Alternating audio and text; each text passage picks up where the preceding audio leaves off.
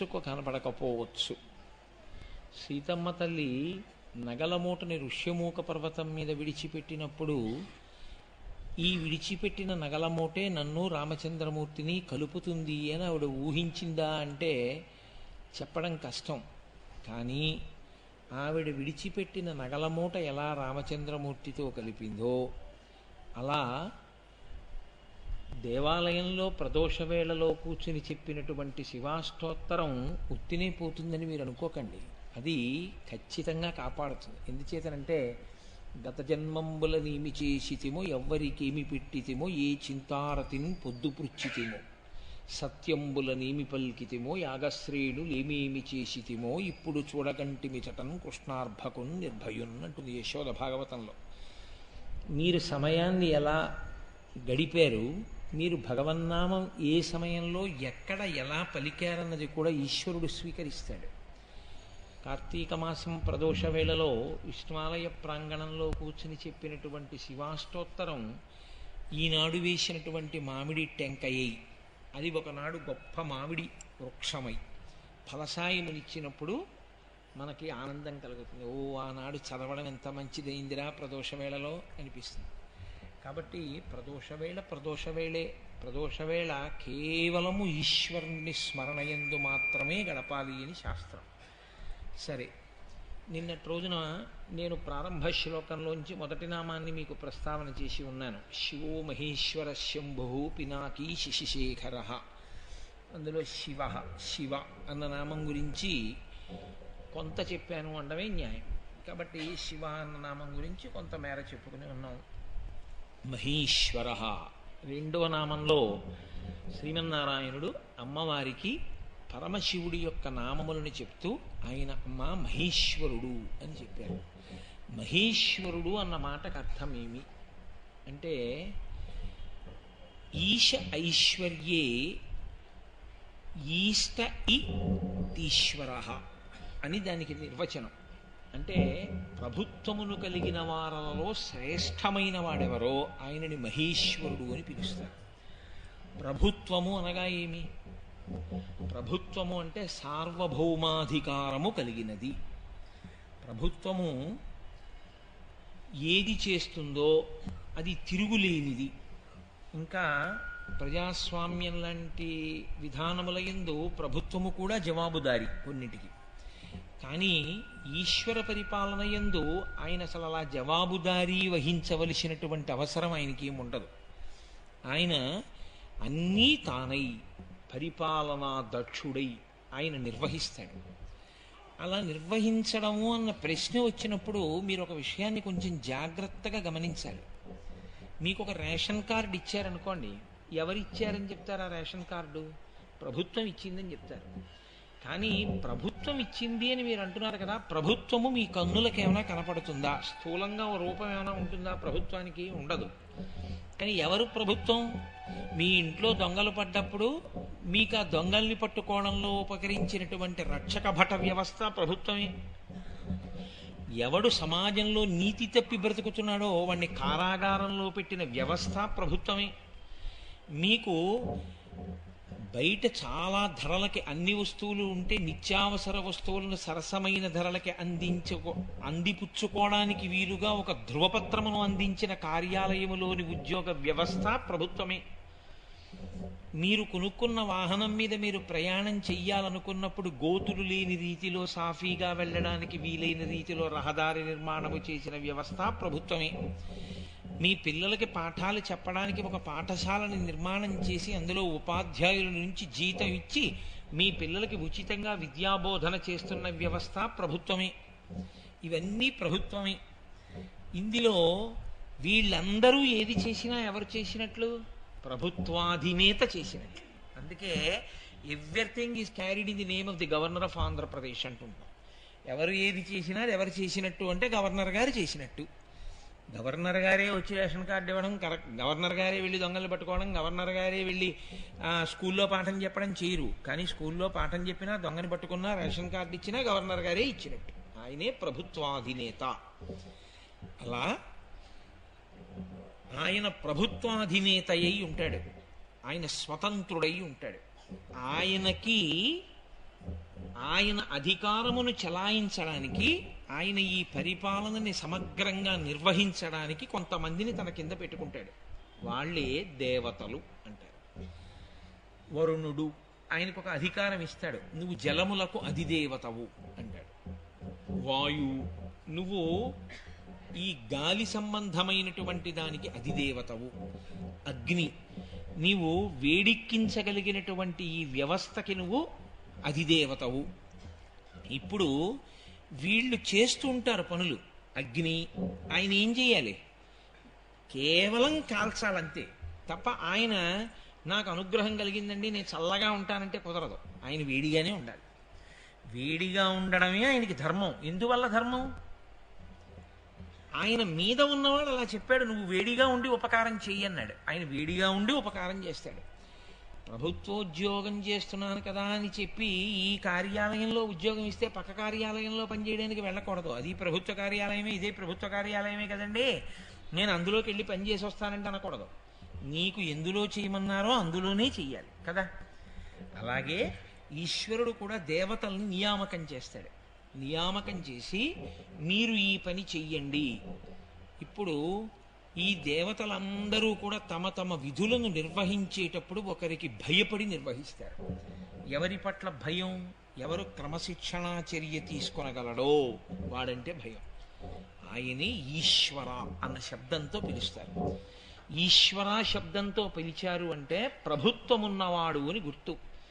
అది అన్నమాచార్యుల వారి కీర్తన చేస్తే, ఈతడఖిలంబునకు ఈశ్వరుండై సకల భూతములలోనత పొగలువాడితడు అంటారు. వెంకటేశ్వరుణ్ణి, వెంకటరమణుణ్ణి కీర్తన చేస్తే ఆయనని ఈశ్వర శబ్దంతో పిలిచారు.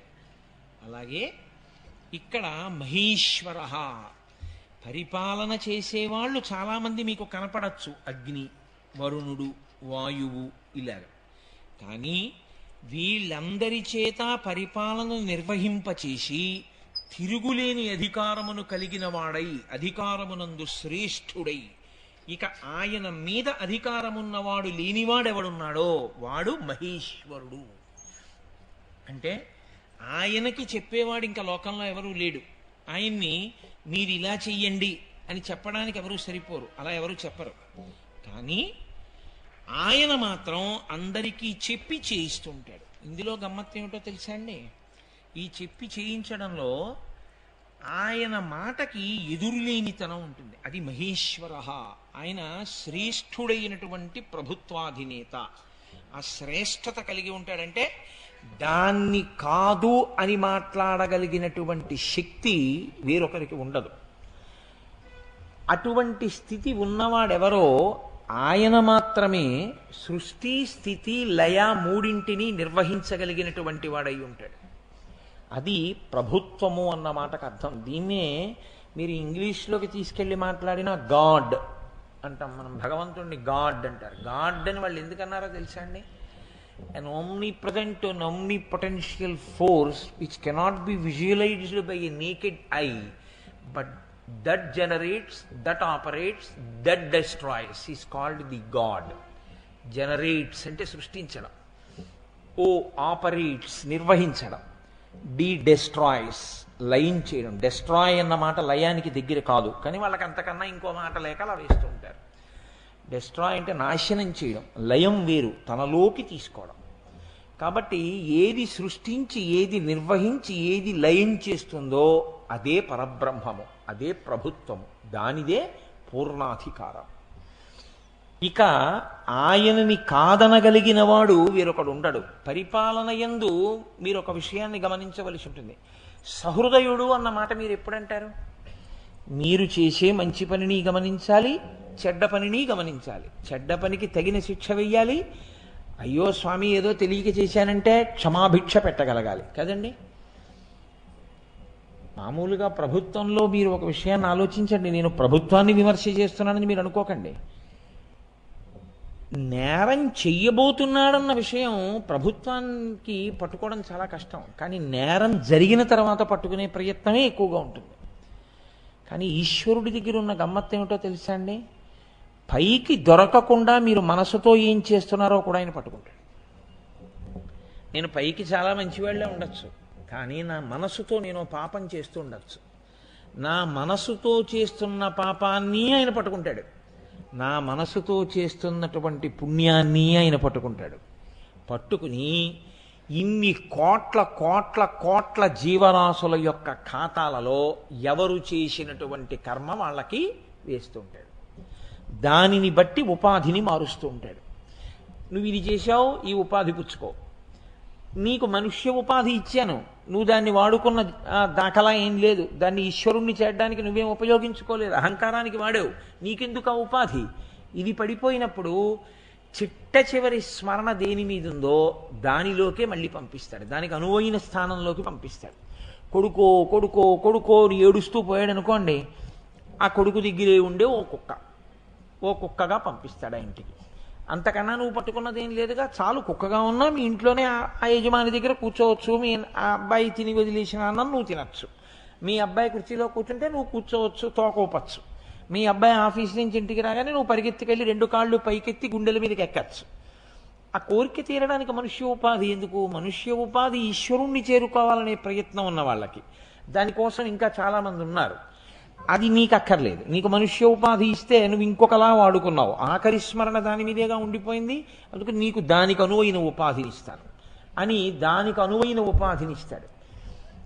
ఈ స్మరణ ఆఖరణ దేని మీద ఉండిపోయిందో చూడగలిగినటువంటి ప్రజ్ఞ ఉన్నవాడు ఈశ్వరుడు వినా వేరొకరు ఉండరు. కట్టుకున్న భార్యకి, కడుపున పుట్టిన బిడ్డలకి కూడా తెలియదు. దేని మీద మనసు నిలబడి వెళ్ళిపోతున్నాడో, మనసు ఎవరి మీద నిలబడి బయటికి వెళ్ళిపోతోందో పంచేంద్రియ శక్తుల్ని పట్టుకుని ఎవ్వరికీ తెలియదు. అందుకే ధూర్జటి గుండెలు బాదుకుని ఏడ్చాడు కాళహస్తీశ్వరుడి దగ్గరికి వెళ్ళి. ఆయన పట్టుకున్నాడు శాస్త్ర రహస్యాన్ని. పట్టుకోడాడు మహానుభావుడైన. దంతంబుల్ పడనప్పుడే తనువుయం దారూఢియున్నప్పుడే కాంతాసంఘము రోయనప్పుడే జరాక్రాంతంబు కానప్పుడే వింతల్ మేన చెరించునప్పుడే కురుల్ వెల్వెల్ల కానప్పుడే చింతింపన్వల మీ పదాంబుజములన్ శ్రీకాళహస్తీశ్వర అన్నాడు. ఒంట్లో ఓపికన్నన్నాళ్ళు నువ్వు ఇంకో దాన్ని పట్టుకుని, ఓపిక తగ్గిపోయిన తర్వాత ఈశ్వరుణ్ణి పట్టుకుంటానంటే నీ మనస్సుకి అధ్యవసాయం ఏది? దానికి అలవాటు అయిపోయింది పట్టుకోవడం ఇంకో విషయాన్ని. ఇప్పుడు అది వృద్ధాప్యంలో పట్టుకుంటుందని నువ్వు అనుకుంటున్నావా? చాలా కష్టం. ఎవరో అదృష్టవంతులు అయితే అలా మారచ్చు. అంత్యమునందు అసలు నిలబడదు. ఆఖరణ అది వెళ్ళి వెళ్ళి వెళ్ళి వెళ్ళి మనస్సు దేని మీద బాగా అలవాటు పడిపోయిందో వాళ్ళ కోసమే వెంపర్లాడుతుంది. రాదు మళ్ళీ మనుష్య జన్మ, ఇవ్వడు ఈశ్వరుడు. అందుకే ఒక్క మనుష్య జన్మ దగ్గరికి వచ్చేటప్పటికొచ్చే పెద్ద పీచి ఏమిటో తెలుసా అండి? పునర్జన్మయందు ఈశ్వరునకు స్వాతంత్ర్యము లేదు. ఆయన వదిలిపెట్టేశాడు అక్కడ. నేను పుచ్చుకోను, గమనించి ప్రభుత్వాన్ని నడుపుతాను. నీకు మనుష్య శరీరం ఇచ్చాను, బుద్ధినిచ్చాను, నువ్వు దేన్ని ఎప్పుడూ పట్టుకుంటావో అదే నీకు చివర కూడా కనపడుతుంది. అంతా బాగున్నప్పుడు ఈశ్వరుణ్ణి స్మరించడం కాదండి. అకస్మాత్తుగా నీకేదో ఉపద్రవం జరిగింది, అప్పుడు కూడా నువ్వు ఈశ్వరుణ్ణే స్మరించగలవా? అందుకు అలవాటు పడితే ప్రాణోత్క్రమణ సమయమునందు కూడా నీ బాధ ఈశ్వరుడికే చెప్తూ ఆయన మీద నిలబెడతావు. అందుకే అంత తేలికేం కాదు. ధృతి తప్పిన తరి అంటారు పోతన గారు. స్పృహ పోతుంటే మనసుని ఎక్కడ నిలబెడతావురా? అలవాటు లేదుగా నీకు. వెళ్ళి ఎక్కడో నిలబడుతుంది, భార్య మీదో బిడ్డల మీదో. ఉపాధి పోతుంది అంతే. పోయి హీనోపాధిలోకి వెళ్ళిపోతాడు. ఆయన ప్రభుత్వము అంటే అలా ఉంటుంది, అంత శ్రేష్టముగా ఉంటుంది. మనం లెక్కలు రాస్తే ఇన్ని తప్పులు రాస్తాం. వీడిది పట్టుకెళ్ళి వాడికి వేస్తాను, వాడిది పట్టుకెళ్ళి వీడికి వేస్తాను, నానా అల్లరి. ఆ ప్రావిడెంట్ ఫండ్ అకౌంట్ అన్నది చూడండి, ఎంతమంది ఎన్ని రకాల బాధలు పడిపోతుంటారో. ఎక్కడైనా అకౌంట్ అనేటప్పటికి అందులో తప్పు కూడా నీడలా ఉంటుంది. కానీ ఈశ్వరుడు యొక్క సమగ్రత యందు, ఆయన యొక్క నిర్వహణ యందు అటువంటి తప్పన్నది ఎన్నటికీ ఉండదు. ఆయన అంత జాగ్రత్తగా లెక్కలు కడుతూనే ఉంటాడు. ఆయన ప్రభుత్వము అన్న మాటకు అర్థం ఏమిటో తెలుసా అండి? ప్రభుత్వము అంటే అధికారము. ఆయన అధికారము ఎలా ఉంటుందంటే సృష్టియందు స్థితియందు లయయందు ఆయనే, వినా వేరొకడు ఉండడు. అందుకే శివుని యొక్క వైభవాన్ని చెప్పడం నటరాజతత్వం చెప్తుంది. ఆ నటరాజుగా ఉన్నప్పుడు ఆయన నాట్యం చేస్తుంటే అలా చూస్తూ సంతోషపడిపోయేవాళ్ళు వ్యాఘ్రపాదుడు, పతంజలి. అందుకే ఇప్పటికీ మీకు వ్యాఘ్రపాదుణ్ణి పతంజలిని భృంగిని చూడాలి అంటే ఒకే ఒక్క చోట చూడడానికి అవకాశం ఉంది. కాంచీ పట్టణంలో కాంచీపురం వెడితే ఏకాంబరేశ్వరుడని మామిడి చెట్టు ఉంది. 4 వేదములు మామిడి చెట్టుగా వచ్చాయి. ఆ మామిడి చెట్టు కింద పార్వతీ పరమేశ్వరులు కూర్చుని ఉంటారు. అమ్మవారు పరమశివుడి వంక తిరిగి ఉంటుంది. పరమశివుడు అమ్మవారి వంక తిరిగి ఉండకుండా ఇలా మన వంక ఎవరు చూడ్డానికి వస్తారో వాళ్ళందరికీ నా ఆశీర్వచనం ఉంటుందని చూపిస్తుంటాడు. శివకేశవుల మధ్య అభేదం అంటే గొప్పతనం ఏమిటో తెలుసా అండి? ఆ స్థితిలో అక్కడ కంచిలో చూసేవాళ్ళు ఎవరో తెలుసా? పార్వతీ పరమేశ్వరుడు, వాళ్ళ మధ్యలో సుబ్రహ్మణ్యుడు. అమ్మవారి అన్నగారు నారాయణుడు మాత్రం ఎప్పుడూ వాళ్ళకి దూరంగా ఉండడం. ఇలా మీరు వంగి ఇలా గోడ మీదకి చూస్తే ఎదురుగుండా శ్రీ మహావిష్ణువు ఉంటారు. అసలు శివకేశవుల మధ్య ఉన్న అన్యోన్యత, ఆ అనుబంధం మీరు మహాభారతం చదివితే మీకు అర్థమవుతుంది. ఆయన ఇవ్వాలంటే ఈయనకిస్తాడు, ఈయన ఇవ్వాలంటే ఆయనకిస్తాడు. ఒకటే, రెండుగా ఉండి ఎప్పుడూ ఇచ్చిపుచ్చుకుంటూ ఉంటుంది. అసలు ఏ భేదం మీకు కనపడదు వాళ్ళిద్దరి మధ్య. ఒకటి రెండుగా, ఒక ప్రమిదలో 2 ఒత్తుల్లా వెలుగుతుంటారు వాళ్ళిద్దరు. రెండుగా ఉన్న ఒక్క జ్యోతిది. కనుక అక్కడ కనపడతారు వ్యాఘ్రపాదుడు, పతంజలి. ఆ కాంచీపురంలో ఏకాంబరేశ్వరుడి దేవాలయం నుంచి బయటకు వస్తే స్వామివారి పల్లకి అక్కడికి వచ్చి నిలబడుతుంది. అక్కడ కనపడతాడు భృంగి 3 కాళ్లతో. 3 కాళ్లతో ఉంటాడు. భృంగీచ్ఛా నటనోత్కట కరిమద గ్రాహీ స్ఫురన్మా దవా హ్లాదో నాదయుతో మహాసితవపు పంచేషు నాచాధృత అంటారు చక్రభావత్పాదులు శివానందలహరిలో. కాబట్టి ఆ నటరాజస్వామిగా ఆయన తన ప్రభుత్వమును మీకు చూపిస్తాడు. అందుకే నటరాజు అంటే కదులుతున్నటువంటి వాడు కదండి. ఇది అసలు శివతత్వానికే భిన్నం నటరాజు. ఎందుకని? శివుడంటే ఎవరు? తనలో తాను రమించేవాడు. తనలో తాను రమించేవాడు కదలడు, కూర్చుంటాడు కదండి. తనలో తాను రమించేవాడు ఎప్పుడు ఇలా ఉండి తనలో తాను ఆత్మానందమును అనుభవిస్తూ ఉంటాడు. కదిలిపోయేవాడు తనలో తానేం అనుభవిస్తాడు. అలా ఉండవలసిన వాడు నటరాజుగా ఉంటాడు, కదిలిపోతుంటాడు చిదంబరంలో. ఎవరు పరిపాలన చేస్తుంటాడో వాడు కళ్ళు మూసుకుని తనలో తాను అనుభవిస్తే పరిపాలన ఎలా చేస్తాడు? ఎవరు లోకమును పరిపాలిస్తాడో ఆ విష్ణువు రంగనాథుడిగా పడుకుని ఉంటాడు. ఏమిటా తత్వం? తనలో తాను అనుభవించవలసిన వాడు నటరాజుగా నాట్యం చేస్తుంటాడు, పరిపాలన చేయవలసిన వాడు రంగనాథుడిగా పడుకుని ఉంటాడు. ఆ తత్వాన్ని మీరు పరిశీలనం చేస్తే మీకు ఆ శివకేశవుల వైభవం ఏమిటో అర్థమవుతుంది. ఈ కంటితో చూసి పరిపాలించాడు రంగనాథుడు. ఈ కన్ను మూసి లోపల మీ లోపలితనాన్ని కూడా పరిశీలిస్తూ పడుకుని ఉంటాడు. ఆయన పరిపాలన అలా ఉంటుంది. ఈయన నటరాజుగా ఉంటాడు. ఏమిటో తెలుసా అండి ఆ నాట్యం? ఒక చేతిలో అగ్నిహోత్రాన్ని పట్టుకుంటాడు, చిరునవ్వు నవ్వుతూ ఉంటాడు. సాధారణంగా అంత నాట్యం చేస్తున్నప్పుడు అంత చిరునవ్వు చాలా కష్టం. ఆ నటరాజస్వామి ఎంత గొప్ప చిరునవ్వో! మీరు అసలు వైభవాలన్నీ చూడాలంటే కాంచీపురంలోనే చూడాలి. కైలాసనాథుడి దేవాలయం పక్కన ఒక గది ఉంటుంది తలుపేసేసి. మీరు అర్చకుల్ని బ్రతిమాలితే వాళ్ళు తలుపు తీస్తారు. అక్కడ నీరాజనం ఇవ్వండి అని అడిగితే ఊర్ధ్వతాండవమూర్తి ఉంటారు అక్కడ. ఆయనకి నీరాజనం ఇస్తున్నప్పుడు ఇలా ప్రమిద పైకెత్తితే, హారతిలో నోటిదాకా పైకెత్తితే చిరునవ్వు నవ్వుతూ ఉంటాడు. ఇంకొంచెం పైకి కాని హారతి పైకెత్తితే రుద్రమూర్తి కింద ఉంటాడు, చాలా కోపంగా ఉంటాడు. మీకే ఉలిక్కి పడతారు, ఈ బాబా దేవుడు అంత కోపంగా ఉన్నాడని. ఇలా దింపితే చిరునవ్వు నవ్వుతూ ఉంటాడు. అలా నటరాజు ఈ చేత్తో అగ్నిహోత్రం, ఈ చేత్తో అగ్నిహోత్రాన్ని పట్టుకుంటాడు. ముఖం చిరునవ్వు నవ్వుతూ ఉంటుంది. ఈ చేత్తో ఢమరుక పట్టుకుని ఉంటాడు. ఏమిటి ఆ విలాసం అంటే, ఢమరుక శబ్దం, శబ్దం ఆకాశ గుణకం.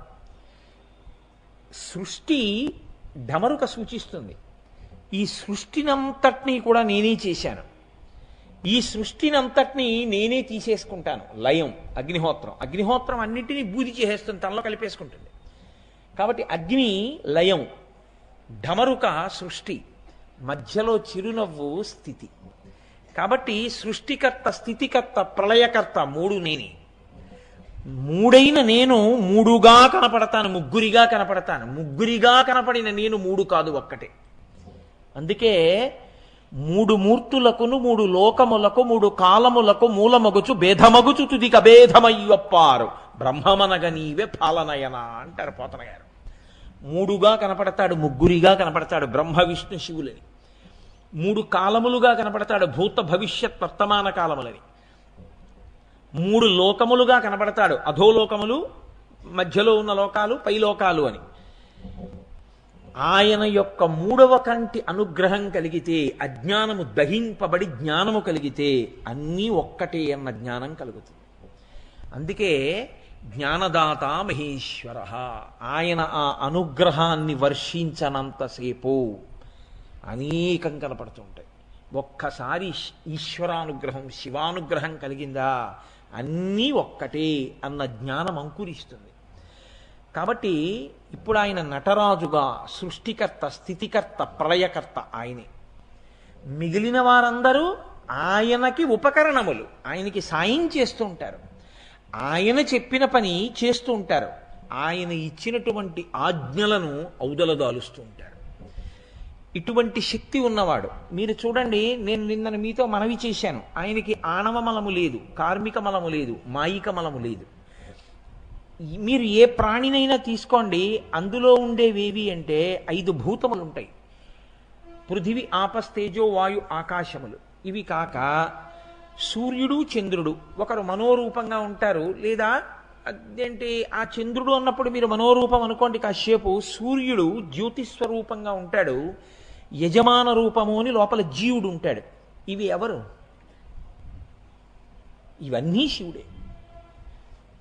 ఇదే అష్టమూర్తి తత్వం అంటారు. భూరంభం శనలో నిలోంబర మహార్నాథో హిమాంసు పుమాన్ ఇత్యాభాతి చరాచరాత్మకమిదం యస్యైవ మూర్త్యష్టకం నాన్యత్కించన విద్యతే విమృశతాం యస్మాత్ పరస్మాద్ విభో తస్మై శ్రీ గురుమూర్తయే నమ ఇదం శ్రీ దక్షిణామూర్తయే అంటారు శంకర భగవత్పాదులు దక్షిణామూర్తి స్తోత్రంలో. కంచిలో పృథివీలింగం, జంబుకేశ్వరంలో జలలింగం, అరుణాచలంలో అగ్నిలింగం, చిదంబరంలో ఆకాశలింగం, శ్రీకాళహస్తిలో వాయులింగం, సీతాగుండంలో చంద్రలింగం, కోణార్కలో సూర్యలింగం, కాఠ్మండులో యజమానలింగం. 8 ఆయనే. ఇప్పుడు ఈ 8 ఆయనే. ఈ 8 యొక్క సంఘాతములైన పిండాండములన్నీ ఆయనే. ఆయనే చేస్తాడు, ఆయనే ఉంచుతాడు, ఆయనే కలిపేస్తాడు. ఇది ఎంత గమ్మత్తుగా ఉంటుందో తెలుసా అండి? అక్కడే కూర్చుని మట్టి తీసి బొమ్మ చేసి అక్కడ పెట్టాడు. ఇప్పుడు ఈ మట్టితో బొమ్మ చేసి అక్కడ పెట్టి మళ్ళీ మట్టి తీసి ఇంకో బొమ్మ చేశాడు. ఆ బొమ్మ తెచ్చి అక్కడ పెట్టి ఈ బొమ్మను తీసేసి ఇలా నలిపేసి మళ్ళీ మట్టిలో పోయి కలిపేశాడు. ఇప్పుడు మట్టిలోంచి తీసి చేసినప్పుడు బొమ్మలో ఉన్నది మట్టే, మళ్ళీ అది మట్టిలోకి వెళ్ళిపోయినప్పుడు మట్టే. బొమ్మలు తీసి బొమ్మలు తెచ్చి బొమ్మలు తీసి బొమ్మలు తెచ్చినట్టు చాలా చమత్కారంగా తాను తెర వెనక ఉండి అన్నీ చేస్తుంటాడు. చేసేది కాదండి. మా తాతగారు కొన్నాళ్ళు ఉన్నారు, వారు వెళ్ళిపోయారు. తర్వాత మా తండ్రి గారు వచ్చారు, వారు వెళ్ళిపోయారు. ఆ తర్వాత నేను వచ్చాను. కొంతకాలం ఈశ్వరుడు నన్ను రంగస్థలం మీద ఉంచుతాడు.